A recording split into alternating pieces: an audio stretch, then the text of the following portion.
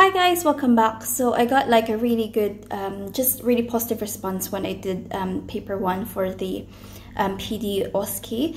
So I've decided I'm gonna carry on doing some of the other papers as well. So on the WhatsApp group, paper 3 was like the most requested. I think because it included like the ABCDE screening for melanoma, which I'm not sure if we actually covered during lectures, but it's definitely in the book, so you could find it in the manual, the book. So let's go over paper 3 today. So starting with the skin, so it says ABCDE screening for melanoma with explanation for 5 points. Alright, so we use the ABCDE like screening system to differentiate like benign lesions from more sinister lesions, like those that can potentially be cancerous, like melanoma. So A, B, C, D, E, they stand for like the things that you need to look for in, to screen for melanoma. So A is for asymmetry. So most like melanomas, they are asymmetrical. So to determine if like a lesion is symmetrical, there's an easy way of doing this. So you just like draw like an imaginary line in the middle of the lesion and see if the two sides are symmetrical. If not, then it's asymmetrical.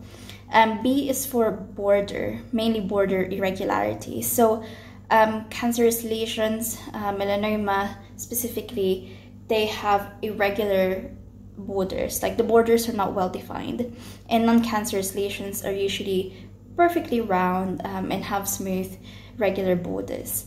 And that's ABC. So okay, C is for the color. So melanoma, they can have more than 2 different colors, especially black and blue pigmentation. D is for diameter. So melanomas are typically larger than 6 millimeters, so that's about like, don't have a pencil, but that's about like the diameter of a regular pencil. So if it's bigger than 6 millimeters in diameter, then that's a positive sign. And then E is for evolution. So is the lesion evolving? So has it changed in shape, in morphology, in size, in color over time? And if so, then again, that's a positive sign for melanoma. And then where are we? So that's E. They have actually added a few more. So there's F and G, but it's not mentioned here. So F is firm to palpation. So if it feels really hard and dense to palpation, so yeah, F is firm to palpation. FG is the last one. It's growing. So if it has grown rapidly, especially over a couple of weeks, then again, that's a positive sign for melanoma. And so moving on to the respiratory system. So for 5 points, we need to be able to perform posterior chest examination, including palpation, tactile parameters, chest expansion, percussion, diaphragm excursion, and auscultation.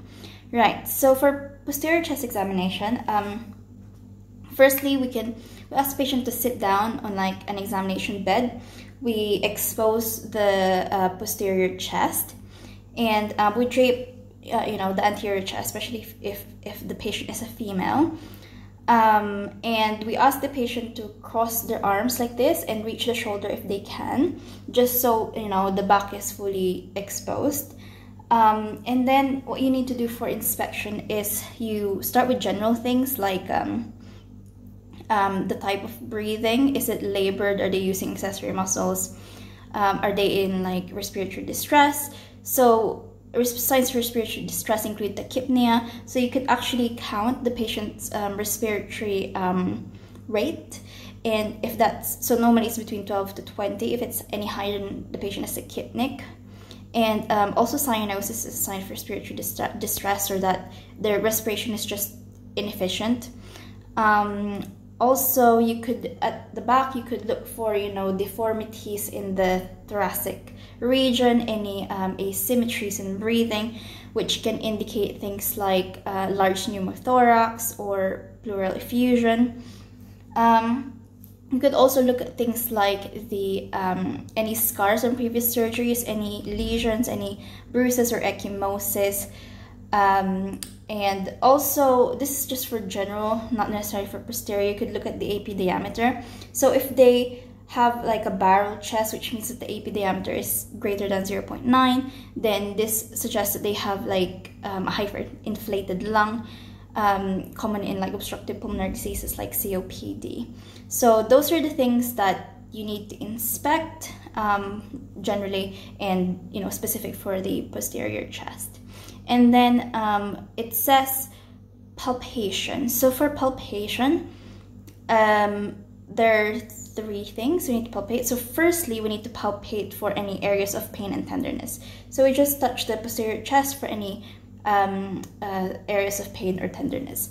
And then we, so after that, we palpate for lung expansion. So we put the thumbs. Sorry guys, someone was ringing me, so the video was just cut off. So okay, where were we? We were talking about lung expansion, right? So this is part of palpation. So this is the second thing. So firstly, areas of pain and tenderness. Secondly, we need to palpate for lung expansion. So we place our thumbs like on the 10th rib cage, like parallel to the lateral rib cage, the 10th rib cage at the back. And what we do is we need to ask the patient to inhale and exhale. And as they inhale, obviously the lung fills up with air, so it expands. And when they exhale, it decreases in volume again, so it goes back down. So when they inhale, this is what happens, what should happen. And when they exhale, this is what should happen. So things we look for are basically the symmetry between the expansion of the right and the left lung, as well as the range of lung expansion. So if there's any asymmetries, then that may suggest like a pneumothorax or pleural effusion. If there's bilateral decrease in the range of lung expansion, then this suggests like restrictive lung diseases. And thirdly, for palpation, we need to palpate for tactile parameters. So tactile parameters are basically just palpable sound vibrations generated, via the bronchopulmonary tree that gets transmitted through the chest wall as the patient speaks.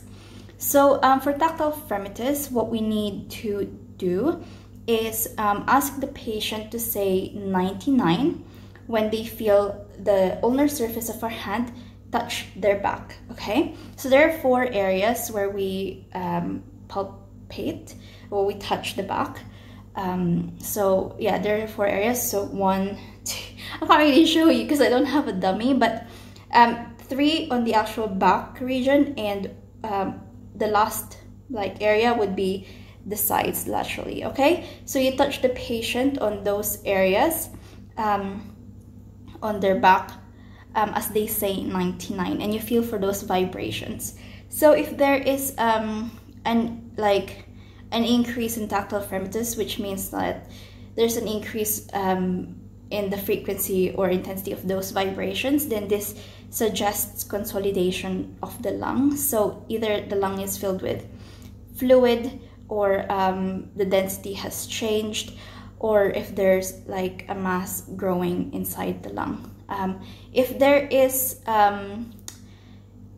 decrease in tactile parameters, then this suggests that the sound waves are not traveling as efficiently through the from the bronchopulmonary tree to the chest wall, and this means that the lung is like hyperinflated. So decrease in tactile parameters can be seen in patients with hyperinflated lungs, so like in COPD, for instance.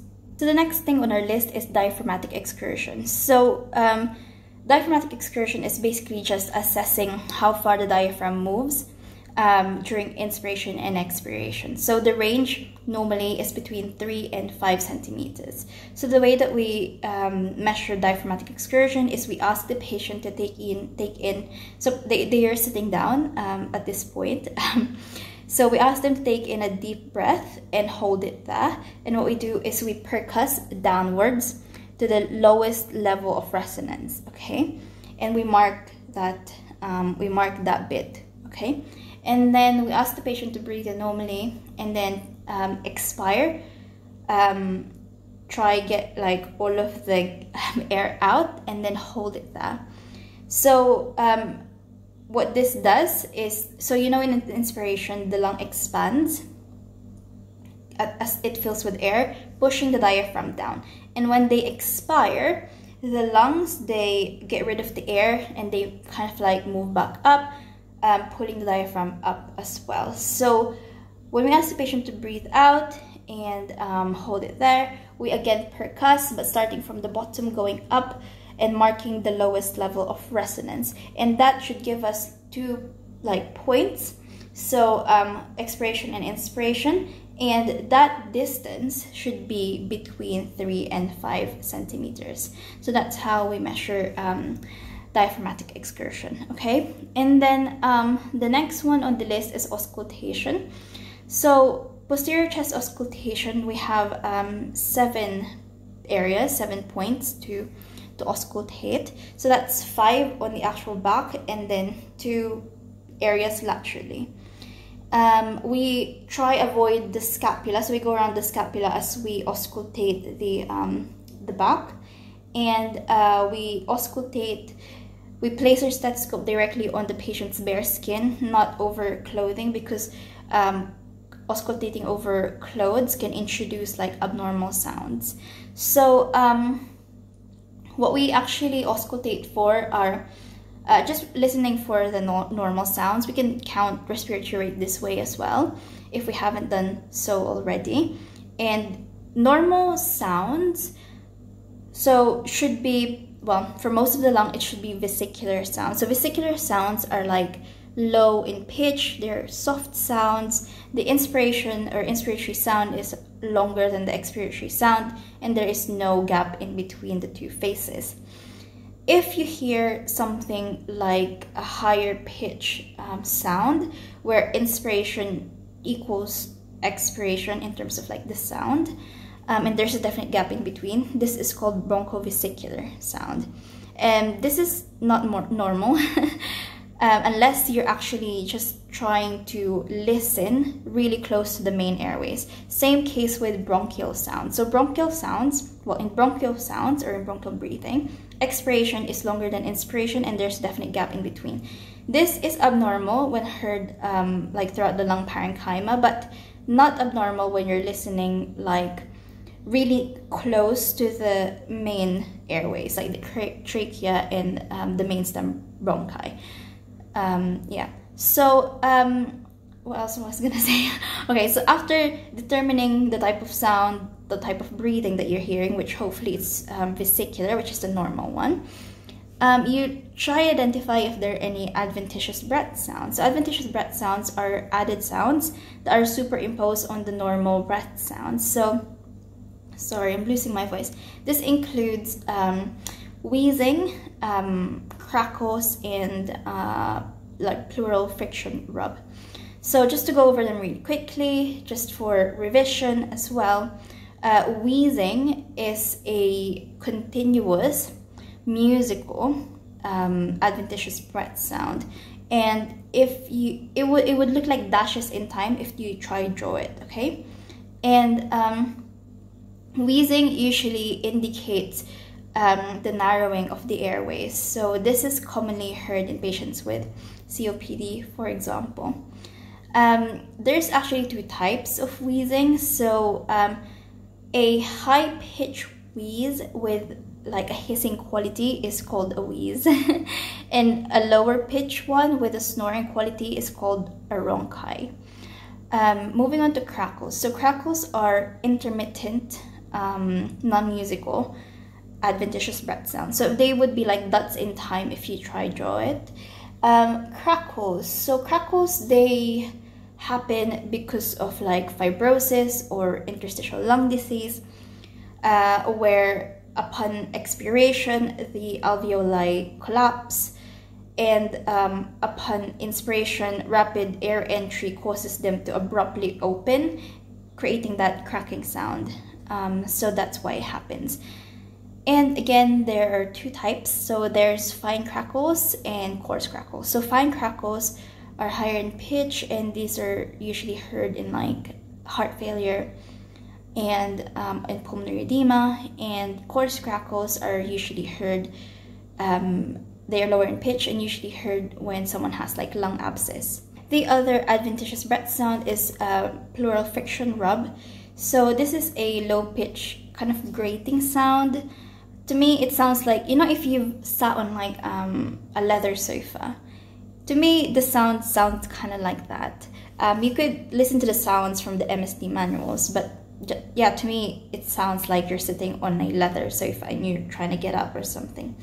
So, like, pleural friction rub is generated because of the rubbing of the inflamed lung pleura. So we have the visceral pleura and the parietal pleura rubbing against each other because they are inflamed. This happens in like pleurisy or pneumonia. The final part of the auscultation of the posterior chest is that if you hear any of these adventitious breath sounds, you have to test for transmitted voice sounds. So that includes egophony, bronchophony, and whispered pectoriloquy. So egophony is, you just ask the patient to say E, like in beat, you know, E, and you auscultate those points, those 7 points in the posterior chest. And a positive sound means that E sound would turn to a more nasal A sound. So this indicates lung consolidation. And then bronchophony is when the patient says 99 and you auscultate, again, those same 7 points. And so normally you would hear very indistinct sounds. The sounds will be muffled and indistinct.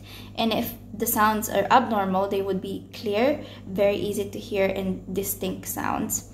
Again, this suggests lung consolidation if the words are distinct and clear. Whispered pectoriloquy is exactly the same. You ask the patient to say 99, but to whisper 99, so like 99, 99. And you auscultate those 7 points on the patient's back. And normally what you should hear are very, very, very faint sounds, if any at all, to be honest. And yeah, the words would be unclear. The abnormal result would be that the words would be very clear and distinct. So again, this indicates consolidation of the lung. Right, so moving on, we need to perform tests for appendicitis. So it says McBurney's point, rebound tenderness, Robsing sign, SOA sign, and obturator sign. Right. McBurney's point is not really a sign. It's more like the estimate location for the appendix. Let's just go through it. McBurney's point is basically 1/3 of the distance from the anterior superior iliac spine to the umbilicus. If you draw like an imaginary line, it's 1/3 of that distance, okay? I don't know why I did it on the left side, but it's on the right side. Sorry, guys. The appendix is on the right lower quadrant. So again, McBurney's point is that estimate location for the appendix, which is located in the right lower quadrant. I'm getting confused now. Right, so this is the right side, which you probably wouldn't see because I'm filming this and it's flipping itself. So this is my right side, guys. It might look like the left side from the film. So basically, McBurney's point is 1/3 of the distance from the anterior superior iliac spine on the right side to the umbilicus. Okay, so it's about here for me. So that's the approximate location of my appendix.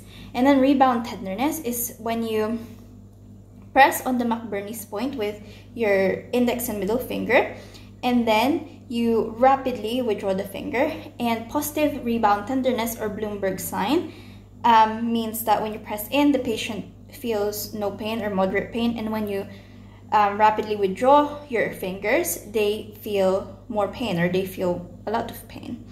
That suggests, so this is actually, it's not very, well, it's not specific to appendicitis, because you could do this on other areas, not just on the McBurney's point. And if the patient has peritoneal inflammation, then this sign would be positive, okay? Robsing sign. So Robsing sign is when you press on the left lower quadrant, you palpate and you press deeply, and the pain can be felt on the right lower quadrant. So that's a positive Robsing sign.